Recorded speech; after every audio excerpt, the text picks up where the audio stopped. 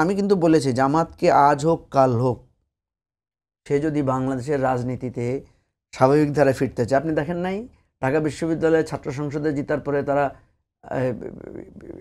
বধ্যভূমিতে গিয়ে তারা শ্রদ্ধা জানিয়েছে তো। মৌলানা নিজামী সাহেব, মুজাহিদ সাহেব মন্ত্রী হওয়ার পরে ওনারা যান নাই সাভার স্মৃতিসৌধে? হাইপোথেটিক্যালি যদি ধরেন কালকে জামাত যদি ইলেকশনে জিতে, প্রথম পুষ্পস্তবক অর্পণ করতে তো তাদেরকে সাভার স্মৃতিসৌধেই তো তারা যাবেন, তাই না? জামাত এখন দেখেন বিজয় দিবসে, স্বাধীনতা দিবসে অনেক বড় করে তারা র্যালি করে না, পতাকা নিয়ে মিছিল করে না? করে তো। আগে কেন করে নাই?